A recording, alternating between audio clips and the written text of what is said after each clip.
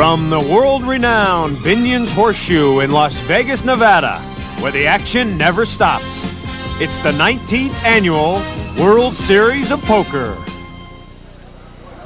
We're inside Binion's Horseshoe Hotel and Casino here in downtown Las Vegas for the 19th Annual World Series of Poker. Over 500 people have jammed into the poker area to watch the finest poker players in the world battle it out. Hi again, everybody. I'm Chris Marlowe, and we welcome you to the most intriguing event of this year. 4 days ago, 167 of the best poker players in the world paid $10,000 apiece in order to compete in this event. And when it's all over, the winner is going to walk away with $700,000 in cash and a gold bracelet identifying him as the #1 poker player in the world. The action has been fast and furious. We are now down to our last 5 players. The winner will be the man with all the chips. The game begins with the antes, which are preliminary bets made by each player before any cards are dealt. The dealer gives each player 2 hole cards face down. Players have the option to either bet, check, or fold. The dealer then places 3 cards face up in the center of the table, which can be used in common by all players. These cards are known as the flop. The players have the option to bet or fold. Then the dealer turns over the 4th card, 4th street, followed by another round of betting. The dealer then turns over the 5th and final card, 5th street. There's a final round of betting, and the player with the best 5 cards is declared the winner. Some truly unforgettable characters show up for this annual gathering. T.J. Cloutier, a former professional football player. Humberto Brenes, a Costa Rican businessman who's one of a growing number of foreign players to enter this tournament. Johnny Chan, the defending champ, who's nicknamed the Orient Express, accurately describes his relentlessly aggressive style of play. Ron Graham from Tacoma, Washington, who finds himself among the golden circle of money winners for the first time after many years of failed attempts. And Erik Seidel, a 28-year-old New Yorker, who is the youngest and least known player at the table. Let's get right to the action. Erik Seidel folds right away. Ron Graham ponders and then also folds. Humberto Brenes goes all in, and Johnny Chan folds. It appears to be a bet of $50,000. Humberto Brenes has 6-9, obviously bluffing. T.J. Cloutier calls with ace-queen. Pretty good hand. So Brenes taking a big chance here. Ace-queen, 6-9. And now, here comes the flop. A 4, a 6, and a 9, which gives Humberto 2 pairs. Does he have a 6th sense? And now another 9 on 4th Street. Brenes now has a full house. 5th Street gives TJ queens, but too little, too late. TJ very aggressive, but now he really needs to make some aggressive moves if he is to survive. The other players now know he is desperate. With me now, perhaps the greatest card player of all time, a 3-time winner of this event, Johnny Moss. And Johnny, this tournament certainly has grown from a long time ago. Sure has. I've been playing it about 19 years. This is the first time I've ever been out of the money. Who do you like in this one, and why? I like Johnny Chan, but he don't look like he's got much chances. But anybody can still win it. All right, Johnny Moss is our guest. One of the greats of all time, a 3-time world champ. No one has ever done that. Okay, we're ready for the next deal. Cards go out. Ron Graham in first position. He folds, as does Humberto. Johnny Chan drops also. TJ bets. Is he bluffing to steal the antes in the blinds? That's what Erik Seidel thinks. He's calling, and he raises $120,000 more. Now TJ has a tough call. Cloutier has an ace and a 10, Seidel a pair of 5s. And TJ Cloutier is going all in, $140,000 more, for a total of $190,000. There's more than $600,000 in the pot. The winner can take the lead. TJ turns an ace-10, Erik with the pair of 5s. You can feel the tension building. building. The flop, 5, 8, 9, gives Erik's trips. No help for TJ's ace. A 3 on 4th Street. He needs a miracle. 5th Street. A king of spades. That's it for TJ Cloutier. The former pro football player takes a walk. A nice accomplishment, $63,000, but now it's young Erik Seidel. He wins the pot and now takes the lead. Would you believe it? We'll be right back with more action from the World Series of Poker right after these messages.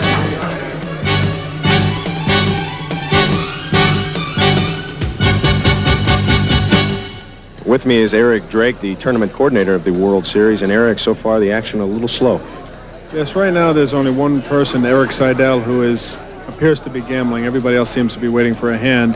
And at this particular structure where everyone's anteing $2,000 and there's a $5,000 and $10,000 blind, it'll cost the person about $120,000 an hour not to play a hand. So I think they're going to change their strategy very shortly. This kind of play, who does that favor in the group? Well, temporarily it favors Erik Seidel, he's a first-time starter. He has moved all in maybe 7 or 8 times in the last 15 hands, and he's won every one of those pots. So he's probably stolen. I say stolen because I don't know if he has a hand or not. He's probably stolen $200,000 so far. Thanks for stopping by. Thank you. Who is this young man who has taken the World Series by storm? Until that infamous Black Monday in October of 1987 when the stock market took a giant tumble, Erik traded options on the American Stock Exchange. As a result of the crash, he became one of a legion of financial district professionals who joined the ranks of the unemployed. Erik refocused his time and energies on games he plays best, backgammon and poker. His newfound free time and a growing realization that he played poker almost as well as he does backgammon motivated him to try bigger games. I learned to play poker in Vegas. I went out there for a little backgammon tournament, and I started playing in the smallest game they had there. I think it was a 1-2 or a 1-3 game. And essentially, you could win or lose maybe $30 or $50 at most. I started playing, I guess, about 2.5 months ago again. And just at first very cautiously because I just wanted to test the waters and see how I played. After a couple of months of playing, I felt very, very good. I felt like I was competitive. Erik Seidel has done very well. One of 4 remaining players, he is guaranteed at least $77,000. Not bad for 4 days' work. It's my pleasure to be joined by John Jenkins, but he's perhaps known better to the poker fans around the world as Austin Squatty. And John, I have to ask you, how did you get that nickname? Well, it's not that dramatic. I sit on my feet at the table like an Indian, and they gradually started calling me Squatty. It's a comfortable position to play poker in. It just doesn't look comfortable. Now, as one of the world's great poker players, give us your assessment of this game. You played in this tournament, were knocked out relatively early. It's very difficult to get to the Final Four where we are right now. Well, despite all the skill that you can have, you also have to have good fortune. The players that are here, however, have played with the peak of their skills. They are all at the peak of their prowess. Erik Seidel is a newcomer, but we expect to see him over and over again at the final table. Perhaps we could move in just a little closer, and you could do a little play-by-play for us on this upcoming hand. 4 players now. Yes, we're getting closer to the time when the antes are going to go up, and that's going to force a lot of faster play. Right now, everybody's got enough chips to handle this $5,000 and $10,000 blind and ante structure. When it goes to $10,000 and $20,000, where every round you're putting in $100,000 just in antes, they're going to have to play faster. But we're still at the last of the level where there can be some maneuvering. In your opinion, who would be the favorite right now? Obviously, Seidel has most of the chips, but the other 3 players are pretty solid. Yes, I'd say the odds-on favorite would be the defending champion. I personally would place Ron Graham. I would think it would get down head-up between Chan and Graham, but we're at the point where luck's going to have a piece of it now. We've got to move in here. Now we'll see what we've got. We've got Humberto and Erik. 2 aces and 2 deuces. So Erik is a 4.5 to 1 favorite. They both have a diamond, Humberto can make 3 deuces to win, or a straight, a low straight, or a spade flush. It comes 2 diamonds and a king. He looks like the aces are still good. Must have a deuce. He's 20-1 underdog at this point. That's it for Brenes. That's it for Humberto. A tremendous hand. Now you have a match that is dead even because young Erik has got a commanding lead in chips, and that'll offset the lack of experience. However, I haven't seen in the last hour many mistakes in experience. Well, Seidel has come up repeatedly with the big hand, the big card over and over. Well, I wish him good luck. It's going to be quite a battle when they come back at the higher blinds. Stay with us. We'll have more poker action from Binion's Horseshoe right after these messages.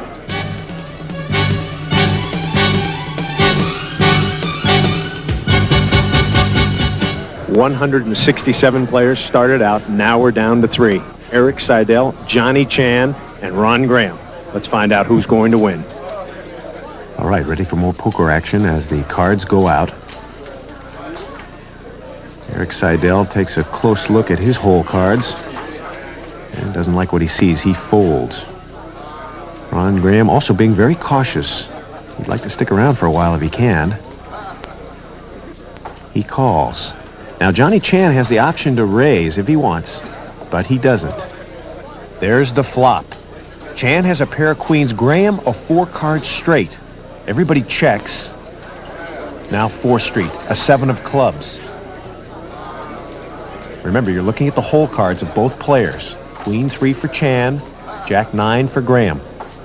Graham makes a small bet, about $4,000. It's called by Chan.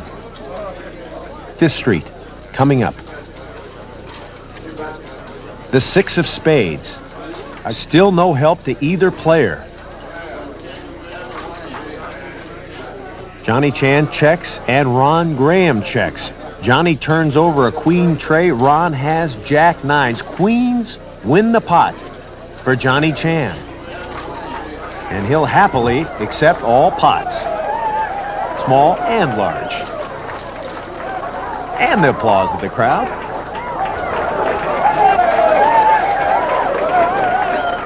The players are now jockeying for position. They're eager to eliminate the next player. Second place pays $280,000, double the third place prize. Johnny Chan folds and Erik checks. But here comes Ron Graham. He goes all in. Now remember, you're looking at the hole cards of the 2 players. Graham 10-4. Bluffing? Erik Seidel, Ace-Jack, a good hand.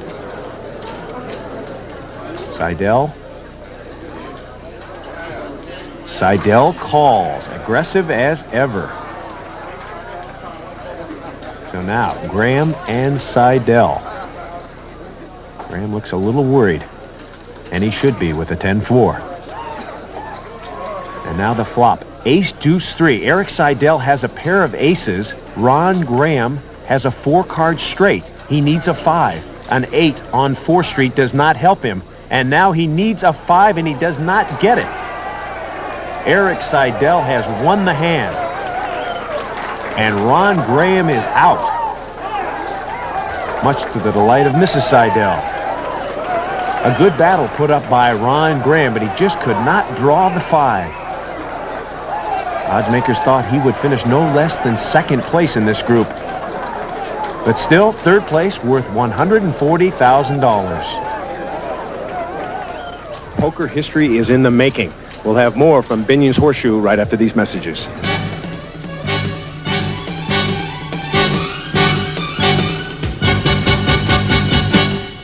Chris Marlowe back at the World Series of Poker. Now we are down to the final 2. At stake, $700,000 first prize. Let's see what's happening. Here's one for the history books. An unknown youngster has made it all the way to a heads-up match with the defending champion. A look at the hole cards. Erik Seidel, a pair of 9s. Johnny Chan, a pair of 8s. Interesting hand. Johnny Chan moves in and bets about $90,000. Seidel Erik Seidel will call and raise.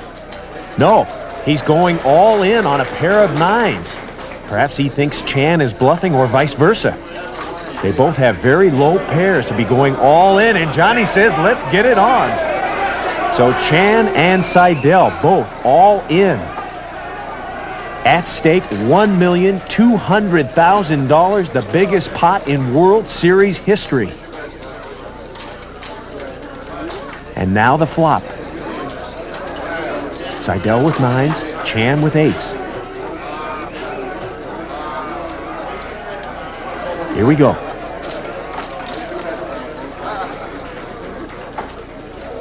A 5, a 6, and a jack. 2 spades. Johnny Chan has 3 spades, but no help pairwise. 4th Street. A king of hearts. Still no help. For $1,200,000, a nervous Mrs. Seidel. The biggest pot in World Series history is riding on 5th Street. And a 4 clubs, and Seidel has done it. What a pot. Officially, $1,204,000. And Johnny Chan can't quite believe it. It took the wind out of his sails. It's a hand young Erik Seidel will long remember. You have to stay on your toes, because at any time, if you make one mistake, you're out of the tournament. If you push all your chips in at the wrong time, that's it. You're done. And in fact, that happens a lot. I think what happens is, towards the last few days, there are a lot of people who really become affected by the pressure, and they want out. They'll put all their chips in a spot where they would never do that ordinarily in a normal game. But the pressure becomes very intense, I think. With me now is Johnny Chan, the defending champion in this event, and Johnny, last year's win. What kind of pressure does that put on you this year? There's no pressure. It's just a game. I play like this just in every tournament. I'm a little behind right now, so a couple more hands, we're going to even it up. So I just got to play the waiting game right now. Are you surprised at the play of Erik Seidel? He's been very aggressive. Absolutely. He plays good and real aggressive, and I just had to back off for now anyway. Maybe when I get hold of some chips, I'll be the aggressive one in the game. The Railbirds love this matchup. The young New Yorker against the Orient Express. Chan is staying calm. He's got to win a few small pots to get back into the running. They're both being very cautious. Remember, Erik has no experience at this level of play. Seidel calls the blind, and Chan chooses not to raise. Here comes the flop. Trips. 3 6s. Chan's hand on the left. Ace 8, Seidel, King 10. Chan checks, and Seidel bets. Remember, the flop is 3 6s. Chan calls. 4th Street. A 7 of spades. Johnny Chan has 4 spades. Good chance at a flush. Both players taking their time. They both check. Now 5th Street. A 4 of diamonds. Johnny Chan checks. Very conservative now. He's low on money. And they turn it over. Johnny has an ace high with 3 6s against Erik Seidel's King 10. So Johnny wins the pot, and he's slowly chipping away at Erik's pile of chips. You can't count out the defending champ just yet.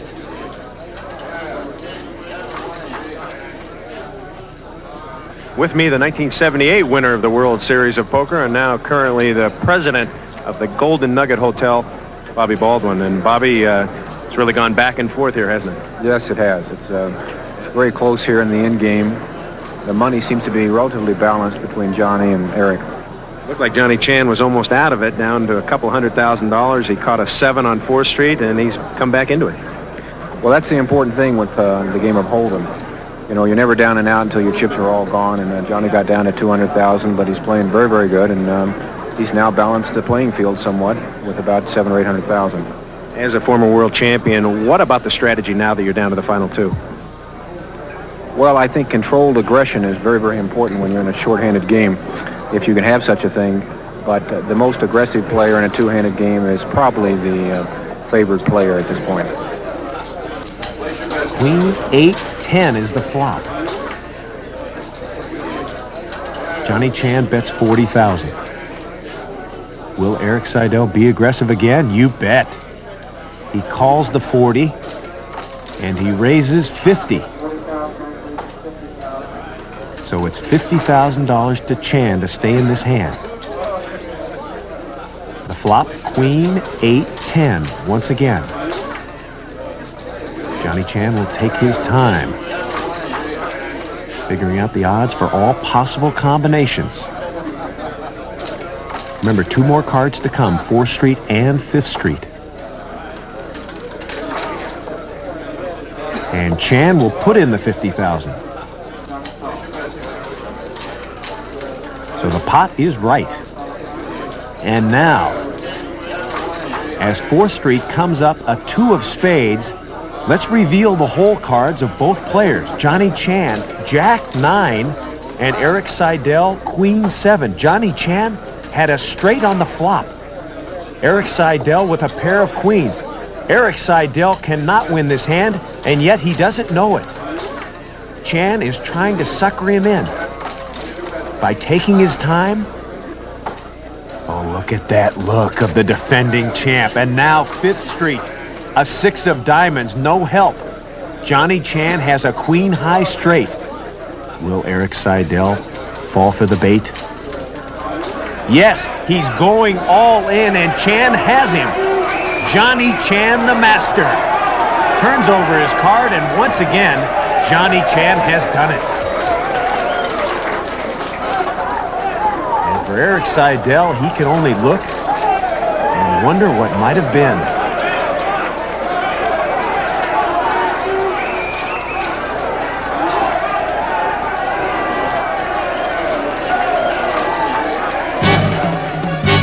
Stay with us. We'll be back to talk with the champ and the runner-up right after this.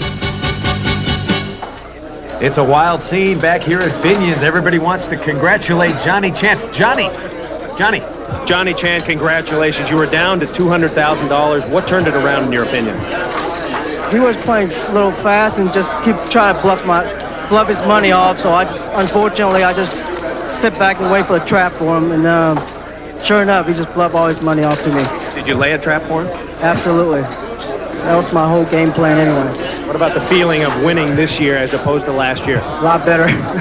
All right, congratulations, Johnny. Thank you very much, Chris. Johnny Chan retains his title. And he's now in line to match Johnny Moss's record of 3 consecutive World Series wins. Let's talk to the runner-up.